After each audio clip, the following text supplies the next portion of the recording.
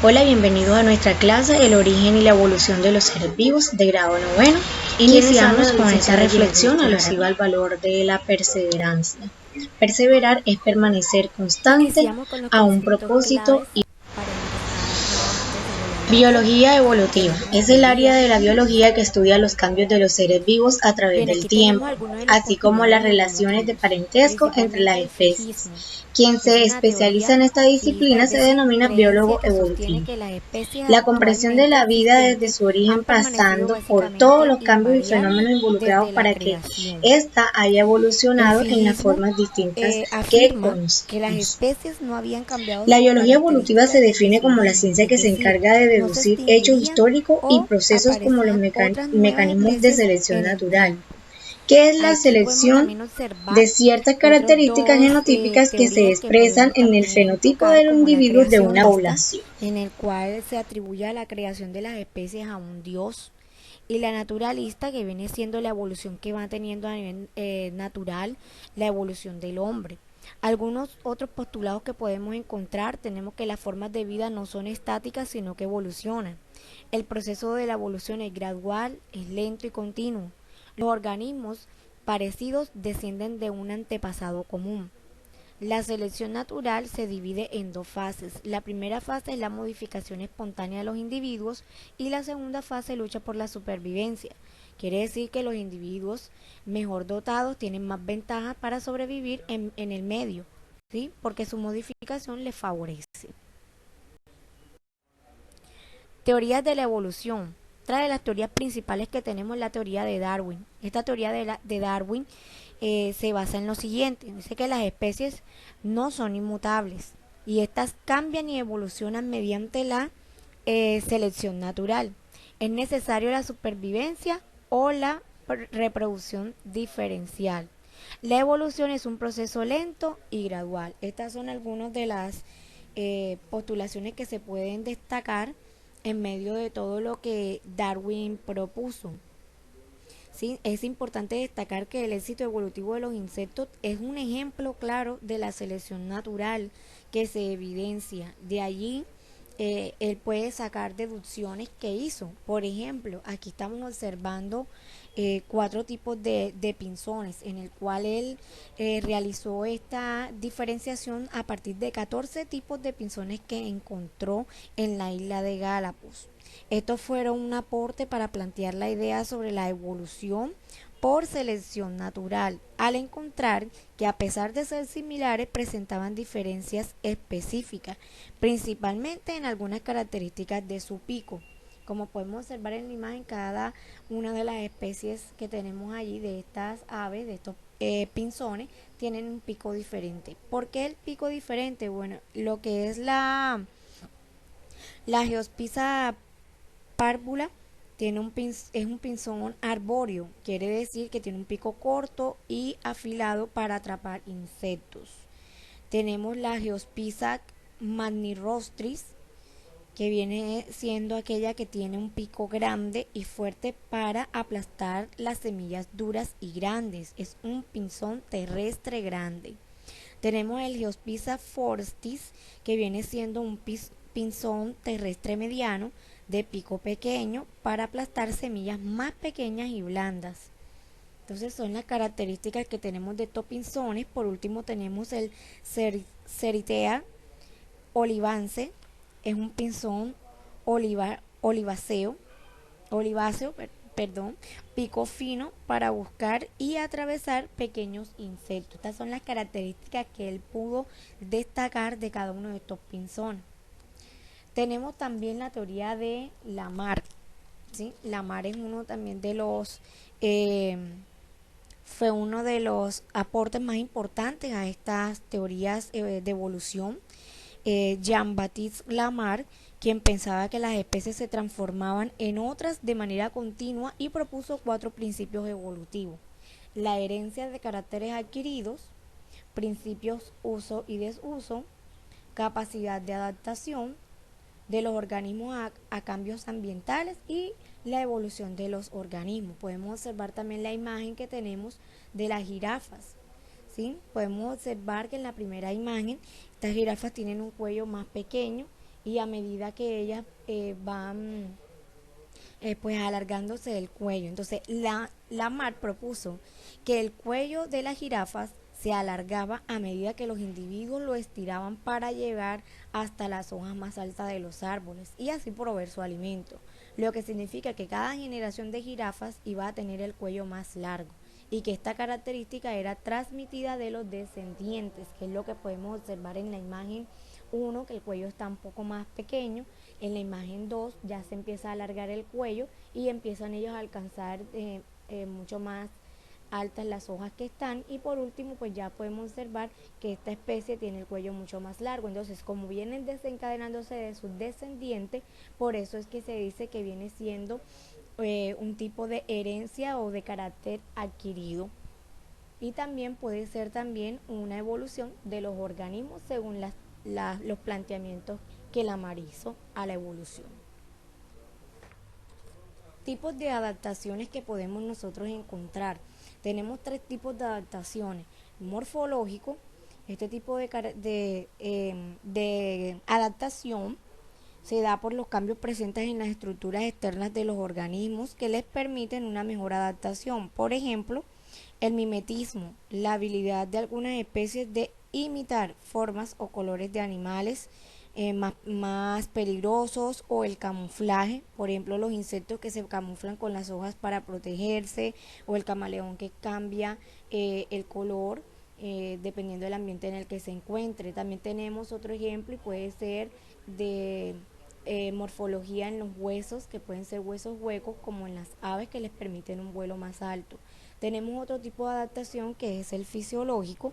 Esta corresponde a las características relacionadas con el funcionamiento interno de los organismos, tales como el metabolismo, la hormorregulación, particularidades hormonales y caracteres de gran importancia que enmarca una ventaja sobre el mecanismo de adaptación de los individuos.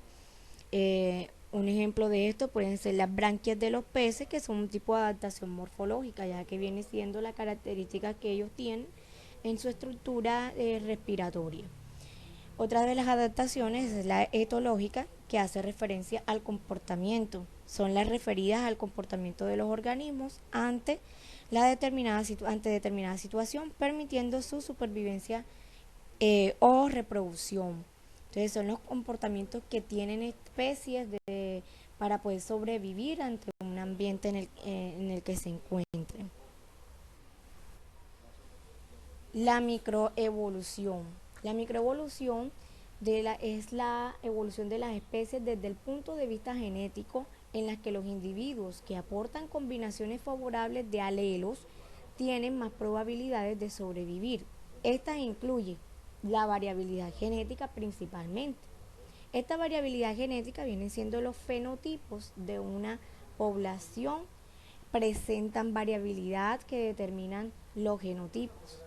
Podemos observar en la imagen, cada persona tiene un tipo de color de ojos diferente, el color de la piel, el cabello. Esto viene siendo características fenotípicas que también por el ambiente pueden confiriéndose mayores.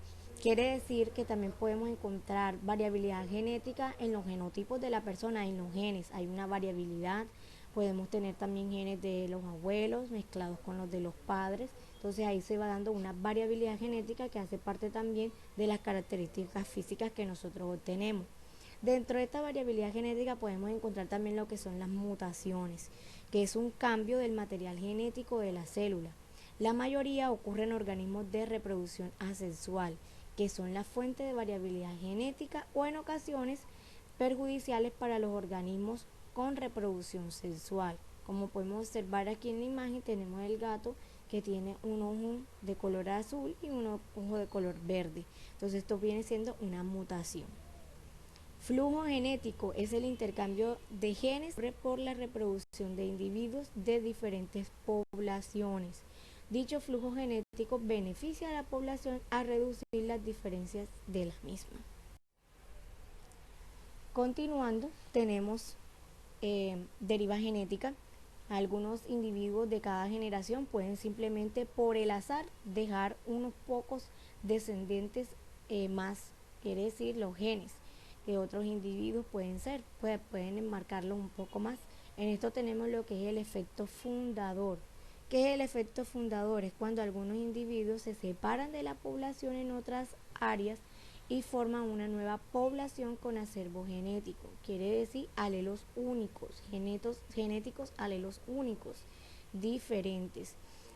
Podemos observar que en la imagen tenemos, eh, tenemos el individuo con genes, ¿cierto? Dos tipos de genes que en el momento de tener la descendencia solamente observamos los mismos genes. Entonces, a eso nos hace referencia con lo que son genes únicos, o sea, no va a haber genes de otro tipo de individuo, de otra población, porque ya ellos conformaron una nueva población. Acá tenemos cuello de botella, una población es drásticamente reducida por fuerzas distintas a la selección natural, que puede eliminar por completo algunos alelos y otros alelos exceso formado una nueva población. O sea, se forma una nueva población. Quiere decir cuello de botella, ¿por qué? Porque de los dos individuos que hay, aquí hay una población inicial, ¿cierto? Una población inicial, que de esa población inicial se van a mezclar algunos de los alelos que tienen. Esta es la reproducción de la población que se está realizando. De ahí van a nacer unos nuevos individuos que estos sobreviven. Estos nuevos individuos forman una nueva población. En el ejemplo nos dicen que los elefantes marinos del norte, debido a la caza, hizo disminuir el censo poblacional hasta tan solo 20 individuos a finales del siglo XIX. Quiere decir que ahí se aplicó un cuello de botella. Una población donde hay bastante número de esas especies es reducida, ¿sí? En el momento de la reproducción es reducida y solamente aquellos individuos que sobreviven forman una nueva población. Entonces lo que le llaman cuello de botella. La selección natural se define en términos del éxito reproductivo de los genotipos frente a presiones de selección dadas por el ambiente en un tiempo y espacio determinado. Dentro de esta selección natural que fue planteada por Darwin encontramos tres postulados. El primero, que nos dice que los individuos dentro de las poblaciones varían, lo cual afecta su capacidad para sobrevivir y reproducirse. La segunda nos dice que las variaciones se transmiten de padre a hijo. Y la tercera dice que la capacidad de expansión de una población es infinita, pero la capacidad de los hábitats para soportar las poblaciones es siempre limitada. La selección natural hace referencia comúnmente a la supervivencia del más fuerte, pero en realidad no es cuestión de fortaleza o debilidad, sino de sobrevivir mejor en el ambiente y tener éxito reproductivo. Dentro de la selección natural podremos destacar los siguientes. Tenemos la selección estabilizadora. Favorece los fenotipos intermedios. En un entorno de plantas de color verde intermedio, los escarabajos de color verde intermedio podrían ser los mejores camuflados y así sobrevivir mejor. Este sería uno de los ejemplos que podemos encontrar. Nos dice que la selección estabilizadora, su efecto es la disminución de la frecuencia de los fenotipos raros. Por ende, la existencia de un fenotipo más frecuente en la población para alcanzar un nivel estable. Entonces, podemos observar en la gráfica que tenemos un número de individuos con un genotipo, ¿cierto? Estos individuos intermedios favorecidos. Tenemos un pico entre el 20, ¿cierto? Y la disminución que va del 30. Y aquí vemos el pico que se hace más alto y más estrecho. Se empieza a disminuir un poquito más, ya está un poco más recogido en el 30 y iría disminuyendo un poco más. Entonces lo que nos dice una selección estabilizadora. Tenemos la selección disruptiva que favorece los fenotipos extremos. Esto ocurre cuando las presiones de selección tienden a eliminar los tipos más comunes y favorecen los escasos, como el caso que tenemos aquí en el ejemplo de la supervivencia de los individuos según el grado de caracteres bajo la selección disruptiva. Empieza a cambiar notablemente, empieza a haber un cambio de disminución, ¿sí?, en los grados de los caracteres que se tienen de esa especie. Tenemos por último la selección direccional. Esta selección direccional favorece a los individuos raros de un extremo de la gama de fenotipos, que con el transcurso del tiempo y las generaciones aumenta su frecuencia en las poblaciones. Entonces aquí tenemos dos ejemplos de dos generaciones donde los fenotipos son más favorecidos y en la otra aumenta en la media de la reproducción que estos tienen. Por otra parte tenemos la selección sexual. Esta resulta de la competencia en la búsqueda de pareja. Ciertas características físicas pueden favorecer el éxito del apareamiento, es decir, pueden ser preferidas sobre otras. Pueden ser intersexuales o intrasexuales. Las intrasexuales es la competencia entre individuos del mismo sexo por tener acceso al sexo opuesto. Y la intersexual son los miembros de un sexo que ejercen presión selectiva sobre las características del sexo opuesto mediante la selección de pareja. O sea, es un proceso de apareamiento que se dan, por ejemplo, en el caso de los caballos, ellos empiezan una disputa entre ellos del mismo sexo para poder buscar que el sexo opuesto pueda tener favoritismo sobre ellos. Entonces a eso es que hace referencia. Y la intersexual, que dicen que son miembros de un sexo que ejerce presión selectiva, o sea, quiere decir que ellos mismos son los que escogen con qué pareja se van a parir. La macroevolución se refiere a cambios evolutivos mucho más grandes que derivan en especies nuevas. La macroevolución puede pasar, uno, cuando la microevolución ocurre repetidamente a lo largo de un extenso periodo de tiempo y lleva a la creación de nuevas especies. Dos, como resultado de un cambio ambiental importante, como una erupción volcánica, un terremoto o un asteroide golpeando la Tierra, lo cual cambia tanto el entorno que la selección. Tipos de evolución que podemos encontrar: tenemos una evolución convergente, en el cual algunos individuos que no tienen un ancestro común cercano presentan características similares que pueden aparecer como consecuencia de habitar en medios similares que los someten a las mismas presiones de selección. Este proceso es llamado evolución convergente. Evolución divergente: cuando algunos individuos se separan de su población y sus características se diferencian de las poblaciones iniciales. Se dice que ocurre un proceso de evolución divergente donde los organismos se diferencian por sus características como consecuencia de estar sometidos a presiones selectivas diferentes. Aquí tenemos diferentes especies de aves en las cuales vemos las características de los picos completamente diferentes de acuerdo a su hábitat y su alimentación. Tenemos cambio gradual y continuo. Para algunos grupos, el registro fósil refleja que la evolución ha sido un proceso gradual y continuo, en el que se ha ido acumulando cambios a lo largo de grandes periodos de tiempo. Cambio discontinuo es la consecuencia de un proceso de evolución divergente y constituye un patrón de cambios denominado cladogénesis, en el que las especies son descendientes contemporáneas de un antecesor común y se diversifican y las originó.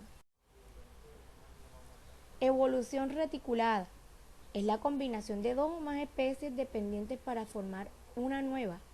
Dos procesos conducen a formar este patrón evolutivo: la transferencia horizontal de genes y la especiación híbrida. Tenemos también lo que es gradualismo.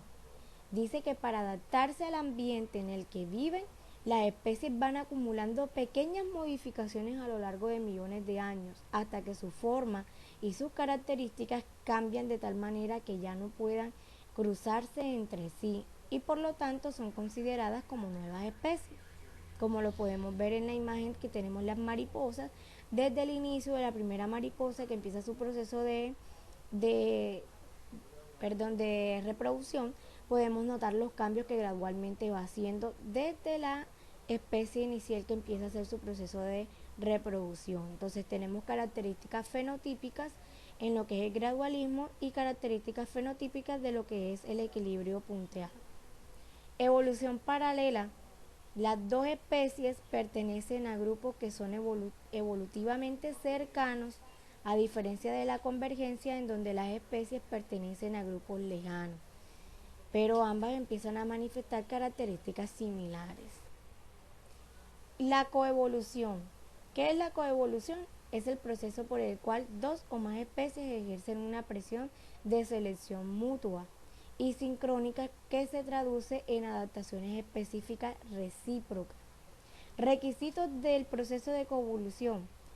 Debe haber una especificidad, quiere decir que la evolución de los rasgos en una especie es debida a presiones selectivas de otras especies presentes en el sistema. Debe haber reciprocidad, una casualidad recíproca en los cambios. Y simultaneidad quiere decir que los rasgos evolucionan al mismo tiempo a escalas geológicas. También encontramos dentro de la coevolución mecanismos que se deben a las interacciones entre las especies, como el comensalismo, la competencia, el mutualismo y la depredación. Son situaciones que llevan también a una coevolución. Bien, vamos a encontrar una actividad de aprendizaje que corresponde a la primera guía que vamos a trabajar correspondiente al tema del origen y evolución de los seres vivos. En esta actividad tenemos los siguientes puntos. En el indicador del saber encontramos la fase de inducción, en la cual van a realizar una lectura. Esta lectura la van a encontrar en el texto, módulo 2 de la página 114 y 115, y luego van a desarrollar las preguntas del pensamiento crítico que allí se encuentra.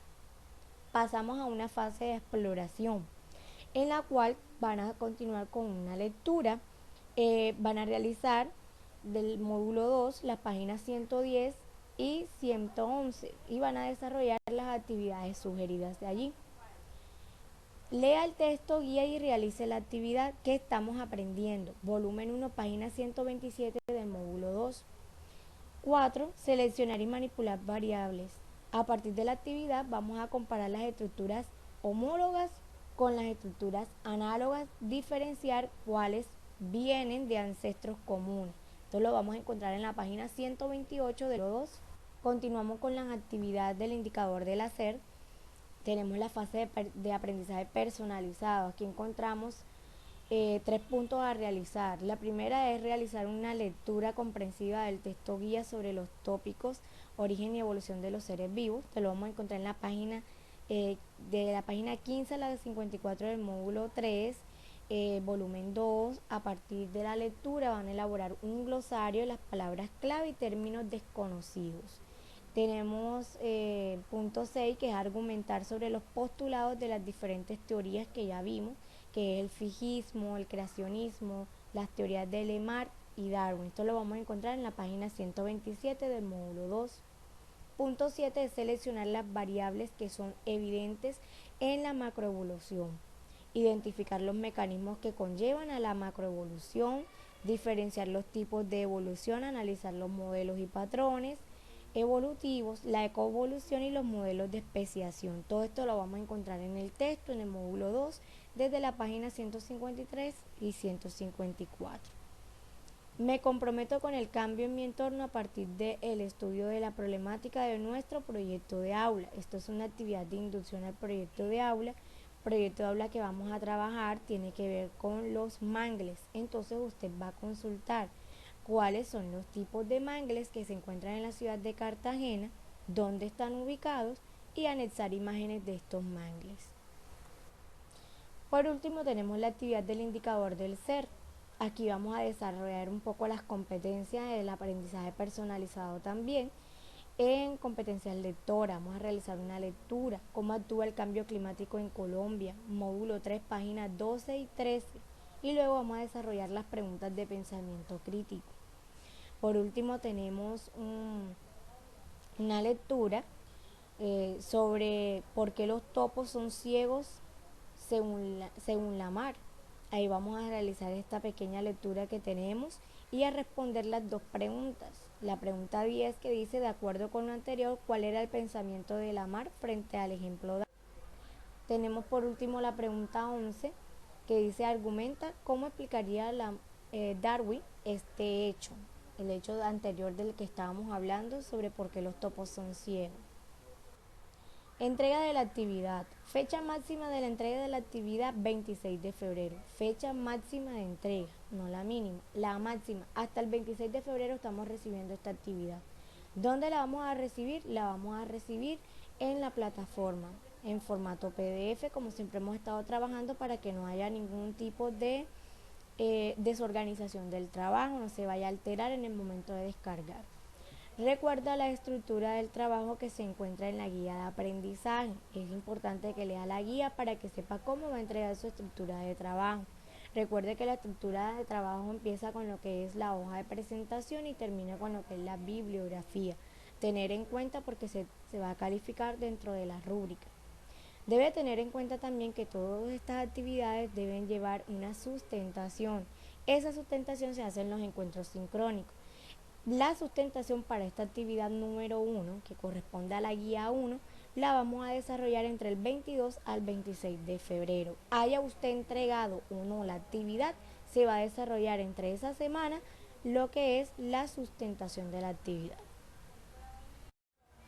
Socializo nuevamente la rúbrica de evaluación con la que hemos venido trabajando para que usted tenga en cuenta que se le está evaluando en cada uno de los aspectos de presentación de trabajo, interacción de estudiante-docente, desarrollo del indicador del saber, indicador del hacer y el ser, y los desempeños bajo, básico, alto y superior para que usted tenga en cuenta su nota final del trabajo. No siendo más, muchas gracias por su atención y espero que haya sido de gran provecho para ustedes toda la temática desarrollada. Nos vemos en la segunda actividad.